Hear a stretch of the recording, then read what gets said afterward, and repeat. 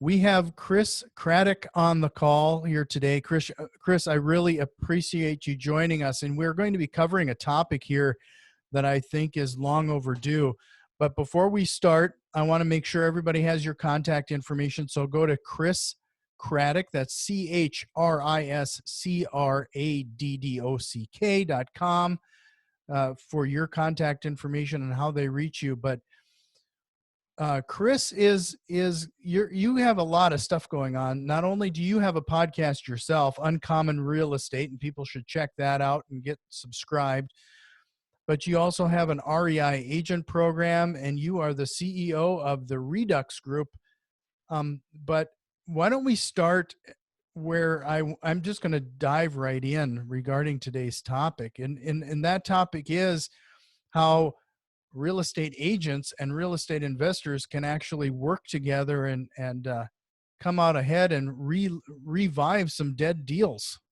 Oh yeah, and actually we changed the name of the course because at first we were targeting agents to teach them how to work with investors, but what we realized is the better argument to be had is the investors, because so I started off in the investor world and I went to the agent world. Usually you see people go the opposite direction, but I've never left my roots there. I like marrying the two together, and so essentially the way I see it is investor after investor is spending a fortune on leads, or, you know, maybe not money, maybe time, maybe they're cold calling, maybe they're whatever. I just talked to a new investor this morning who called me just to ask for advice. And I was talking to him, and he's spending like 6 hours a day just cold calling. And I'm like, what are you doing with the leads that you can't flip or wholesale? And he's like, well, I definitely can't flip anything because I've got no money.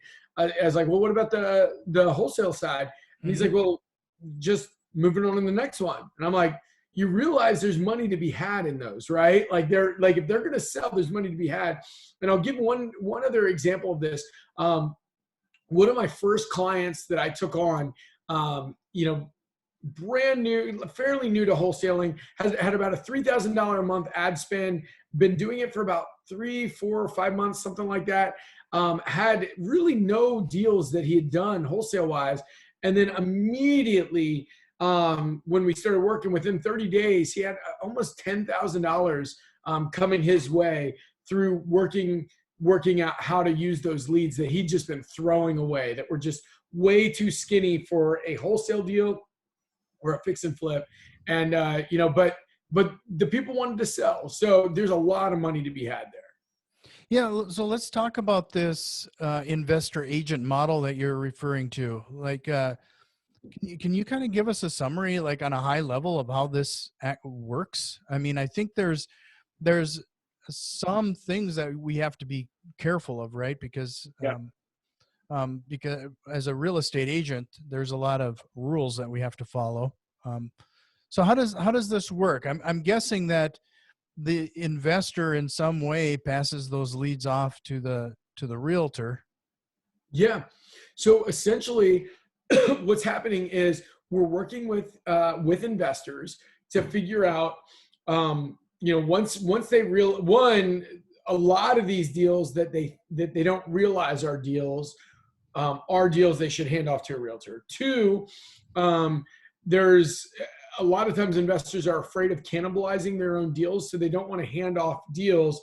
And so, they'll see these deals just go and die on a vine somewhere while you're just waiting for them to come back. And if you realize that, 6 of, I don't know. I mean, the reality is it's something like 60% of the deals you'll never hear from again. So, if you were able, and knowing that 30% of those, or 30 to 50% of those will easily be converted to retail deals, bottom line is there's a lot of money to be had. So 1, just teaching people how to see the deals. And then 2, I hired a RESPA attorney, so that a RESPA, basically, an attorney saying who real estate agents can give referrals to work through a process where agents and investors can work together to make money on these deals together. So it's not necessarily a referral, but a way that they're kind of in business together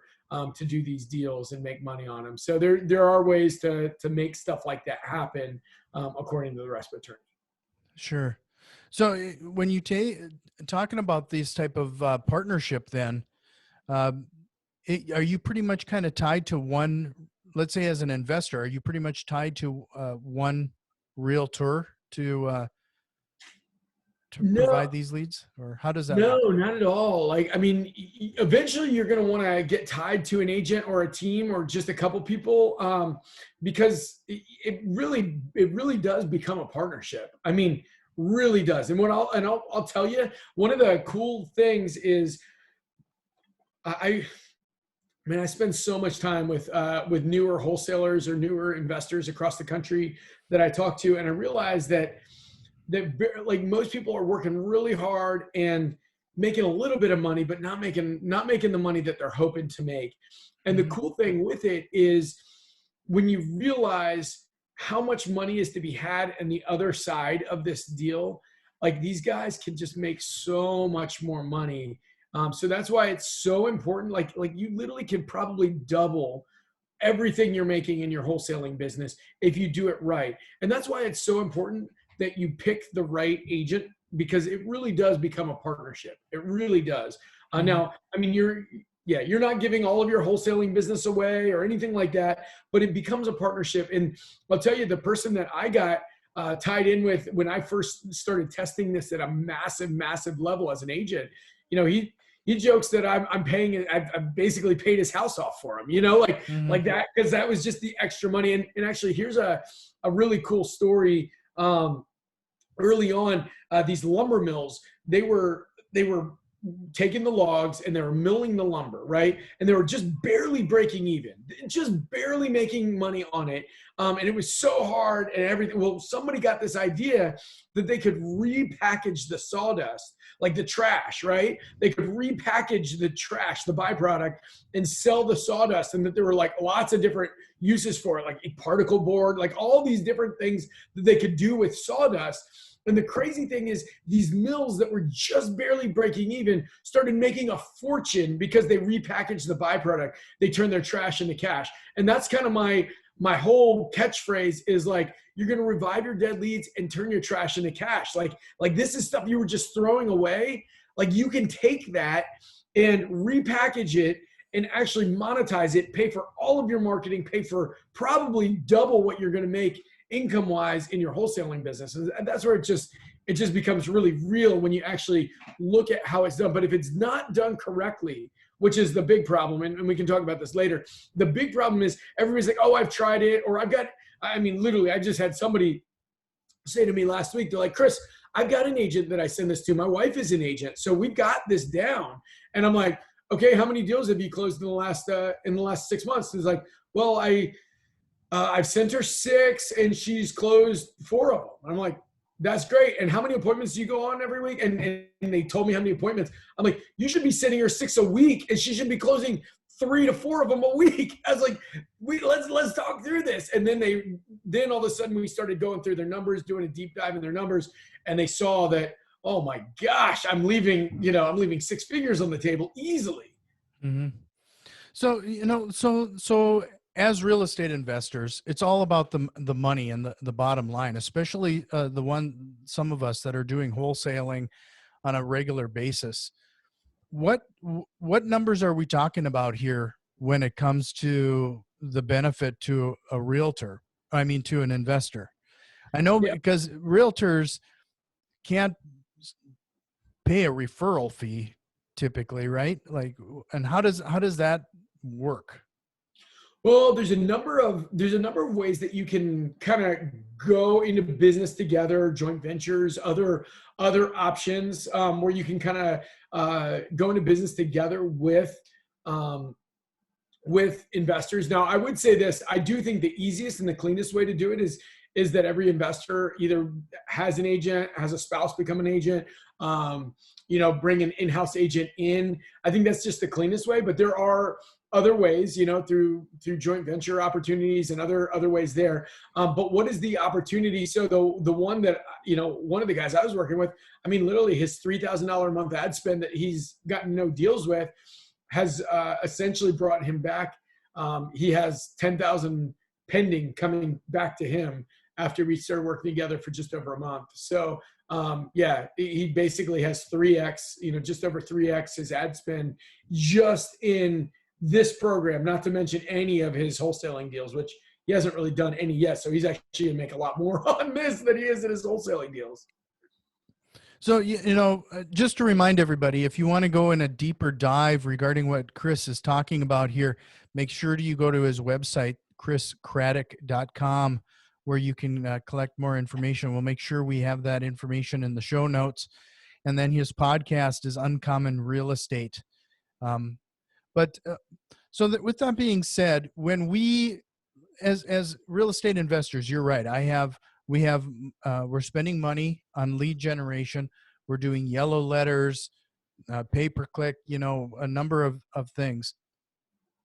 As soon as they really don't show any interest selling to me, I mean, you move on to the next one. Are you saying that there's a group of those people that we're just kind of setting aside? It's dying on the vine, if you will. Are there some in that list that we should notice and identify as opportunities for realtors that we might not be today, and that we should be sending those as well? 100%. And it's got to be done right, because the second you're referring it to a realtor, they're out, right? It's all about scripting it correctly. And I mean, there's a whole process, and this is what I teach is the process of teaching the correct handoff, teaching a way to not turn them off, teaching a way that's that whole thing that I teach. But I mean, here's the question. How many appointments do you have set a week in your business? I don't know, 4 or 5.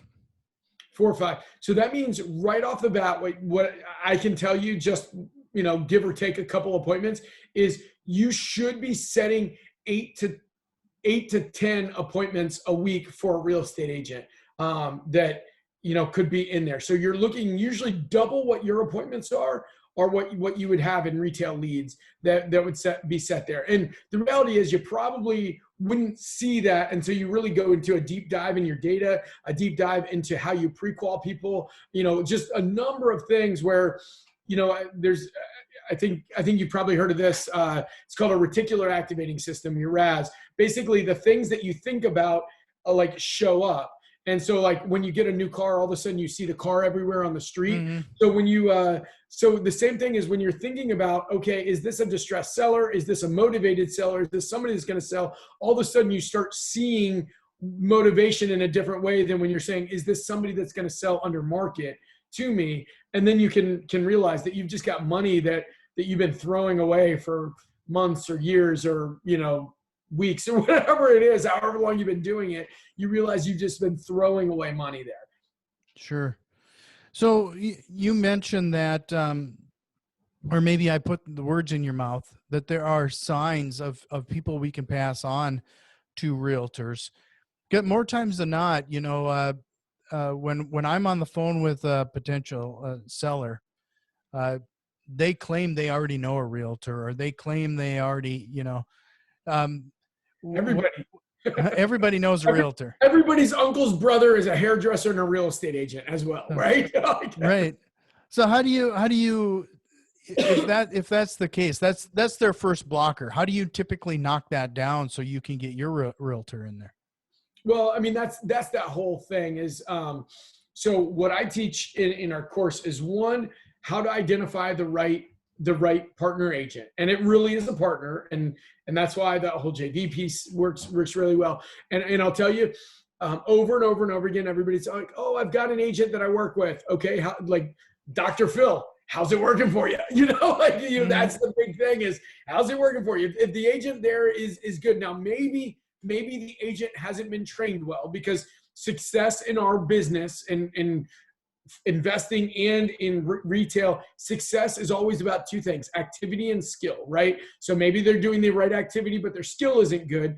But then again, you've got, you've got like the Jim Collins, you have the right person on the bus. And I would say this, most of the time, the agents that people have chosen are a buddy, a friend, a family member, somebody that you just like, but is not the person that's going to change your family's financial future. So that's where it's so important to go through the right process on that. And I'll throw one last little thing on that before I jump into the question you were asking was, I'm in a small group, like a group of agents with Gary Keller. So I'm part of Keller Williams, and the top agents in the company are coached by Gary. And one of the things he said, which I'll never forget, because it was so audacious and so ridiculous that he said it. He was sitting up on the stage and he's like, do you want to know why I'm sitting up here as a billionaire and you guys are sitting down there as millionaires? And I'm like, dang, he's going to say something like that. I'm going to listen, because that is like crazy. Mm-hmm. And he's like, because I'll kick all your butts at hiring. That's it. I'll kick all your butts at hiring. And you realize that this isn't hiring, but it kind of is. You're picking a person that is going to change the destiny of your family's financial future if they do a good job.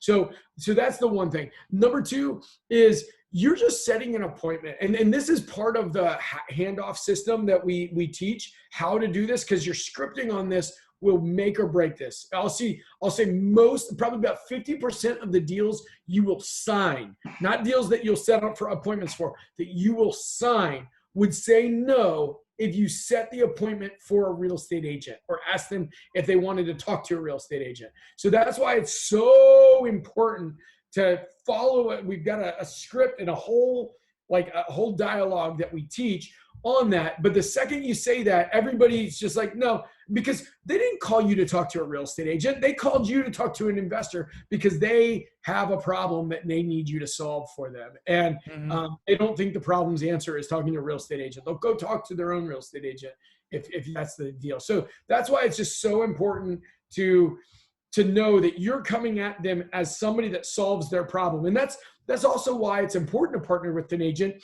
so that you can have a solution for them, because that's our job. The best in the world are the ones that solve the people that make the most money are the ones that solve the best problems.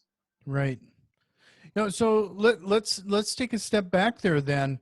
Like, what if a person is going to pursue what you're discussing, and we have to essentially build that team, find those proper realtors that we can hand this off to, because frankly, as an investor in the area, I want to hand it off to somebody that I know will follow up with them, is top professional in the industry, that they can deliver what I'm promising. Oh yeah. Like what are some of the questions or the process in helping you find these people? Yeah, so I teach this.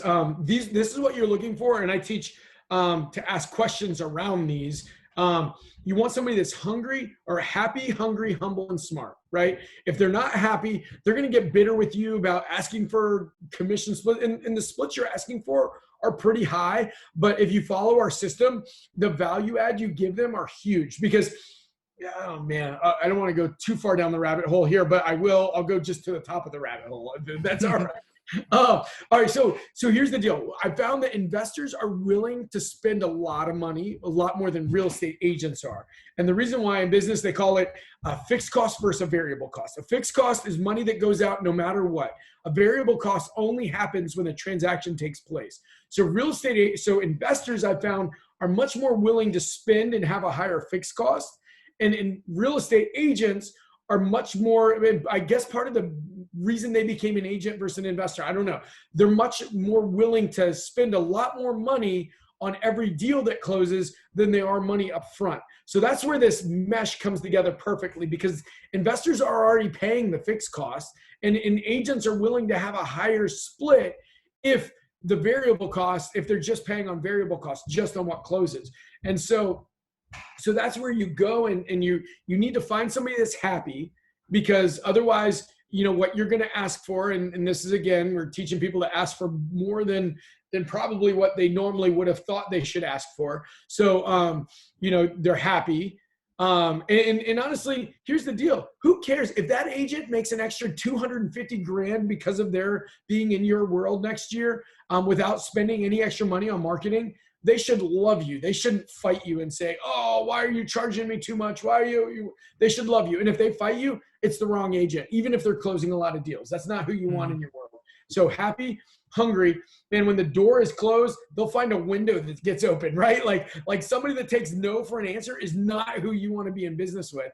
And there's so many ways to look at hungry. When you open up their chest, they've got a heart of a lion inside saying, I want to win. I'm going to win. Because honestly, if they don't have that, those are your leads. Those are your deals. And just picture it like this. We just watched Game of Thrones again. And, like the trial by combat, that's your champion that you're sending out into the ring for you, right?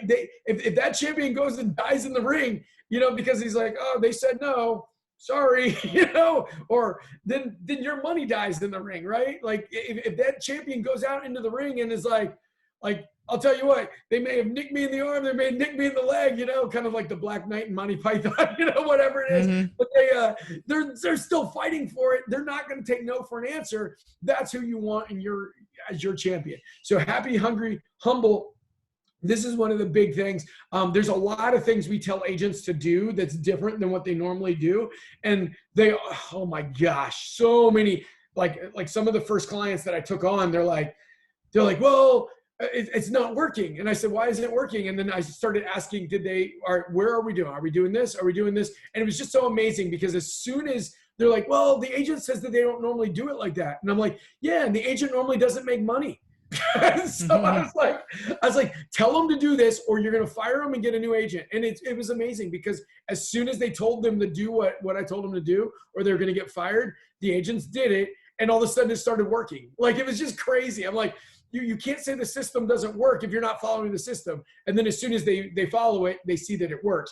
And so if an agent isn't going to be humble, man, get them out of your world. You don't want somebody like that because frankly, I put myself at people's feet every single day that are better than me and just say, what can I learn from you? And if you're not, and understand this, I'm incredibly confident, but confidence and humility can live in the same world, right? Like so many people think that humility is like meekness and just saying, oh, well, like that's not humility. Humility is willing to learn from others, willing to put yourself at others' feet, willing to not pay the stupid tax and learn a lesson somebody else has fought hard to learn.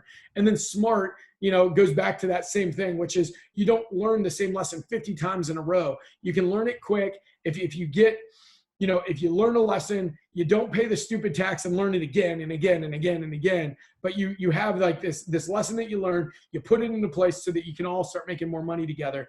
And it's also, it's not just IQ, it's also EQ, being able to be emotionally intelligent as well. Sure.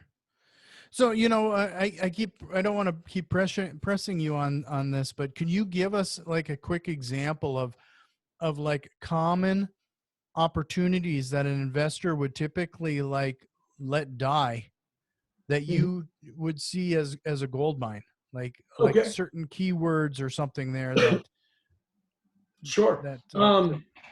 So here's a pre-qual call.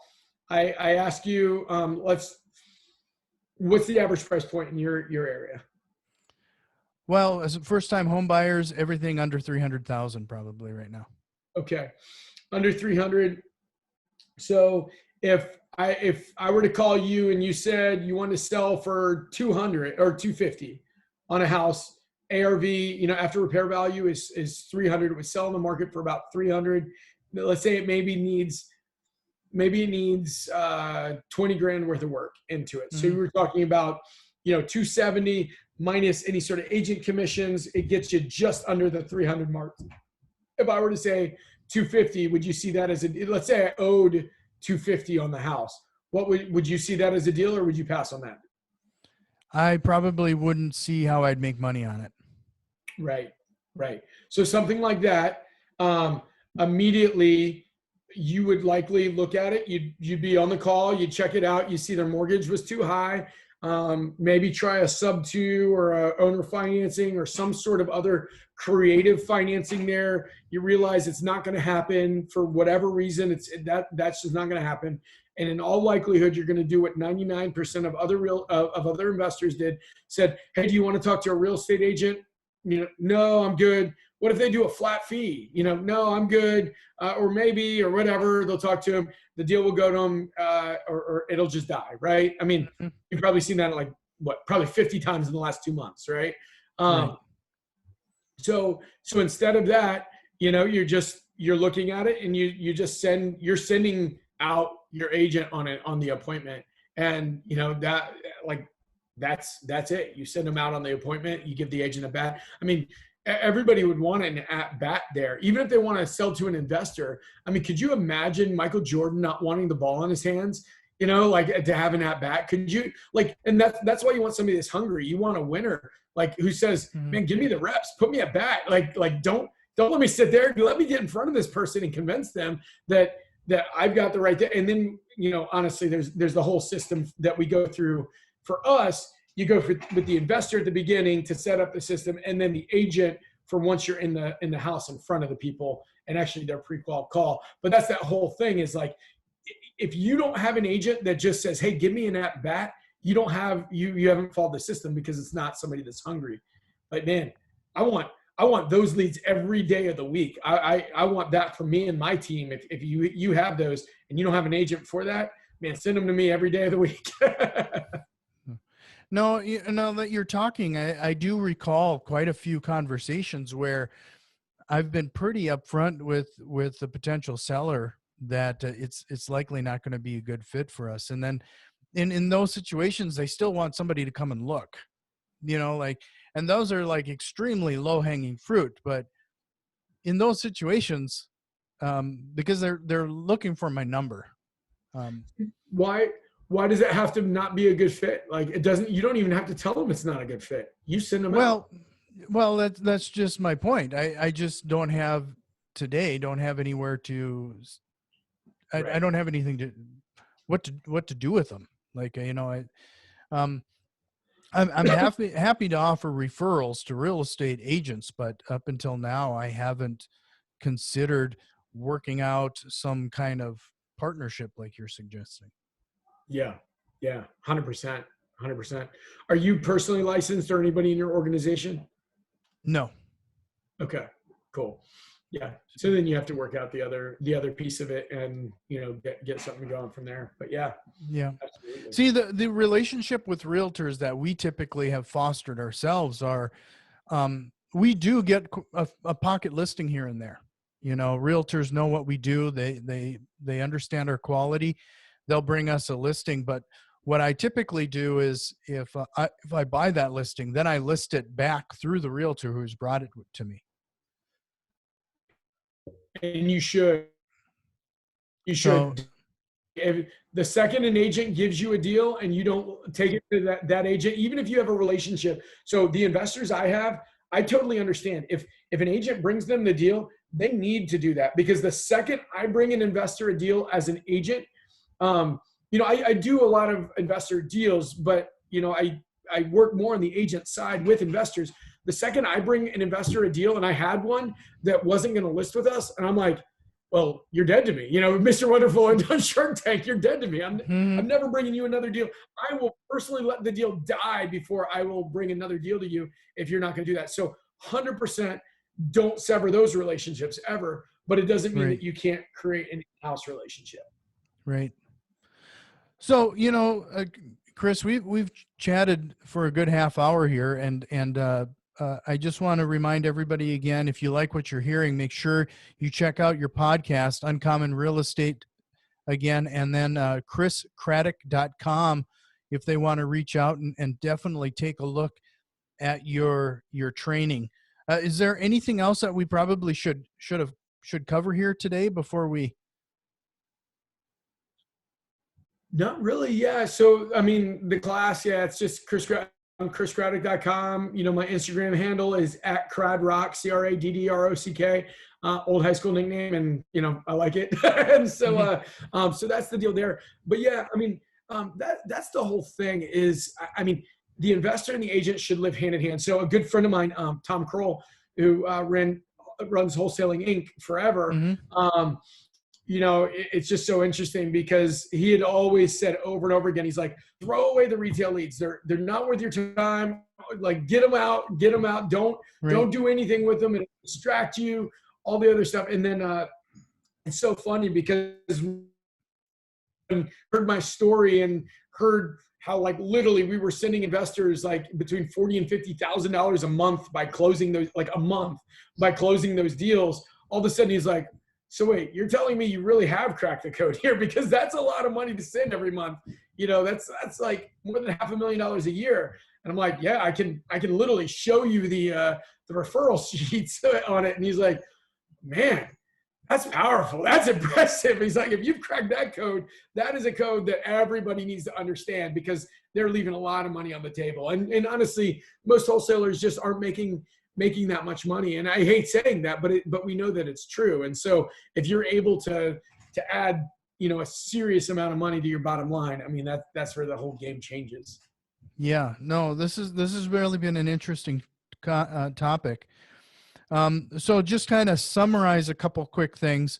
You mentioned essentially whatever we're booking for ourselves as wholesalers right now, you probably could double that number as bookings for a realtor if you find that right one. 100%. You're looking for somebody that's happy, hungry, humble, and smart. And that's just good partnership in general. I mean, I think that's too bad we can't come up with a fourth H there. I know. I was just at a mastermind. Actually, listen to this. It's so fun. One of the masterminds I'm in, we went down to San Antonio and there's a ranch that has tanks that you can shoot and machine guns. So we're down there shooting tanks and machine guns. Like I got back late last night.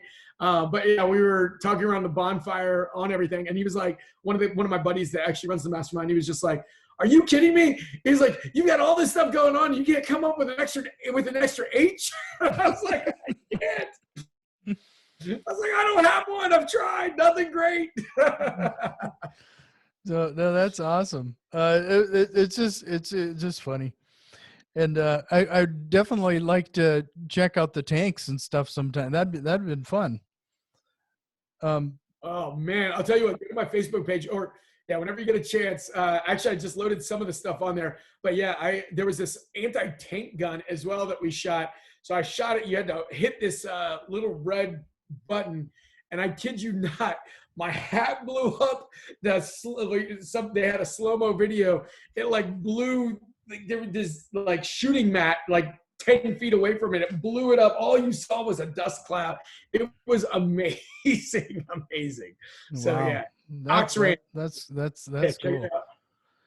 So no, I really appreciate your time, Chris. This has been great. And I hope that you and I can maybe chat a little bit further about some different aspects. Because we have quite a few realtors who listen to the show, and we kind of came at this discussion as an investor, but I think we might want to switch roles sometime in the future and talk about what this would look like on a realtor's point of view. Yeah, absolutely. And that's how we started it. It was as an agent, and so, but I realized the agents are out there need to pair up with an investor, and then we realized, because I'm pretty active in the investor world, I was like, oh my gosh, like the investors are the ones paying for money that's just going away. This is for the investors, and to go find the agent that's right. So, but I think there's just a mesh there, but it's got to be the right agent, because most agents, let's just be honest, most agents are terrible. So it's just true. Well, I mentioned to you that I'm up near Fargo, North Dakota, and you wouldn't think our market is that large, but per capita, I want to say we have probably the thickest amount of real estate agents per sellers. I mean, the density of real estate agents in our market is almost ridiculous. We have over 900 realtors in this little market. And I can't imagine most of them are probably not even active, you know? So when people are, you know, potential sellers are talking to me and they already know somebody who's a realtor, it's a part-time thing at best Right, for most people. right, right. No, absolutely. And that's where it's just so important, because if you pick the right person, it really will change your financial destiny. It really will. 100%. Well, thank you again, Chris. And again, to remind everybody, check out your podcast, Uncommon Real Estate, as well as your website, chriscraddock.com. Thanks again. Thanks so much. This is great.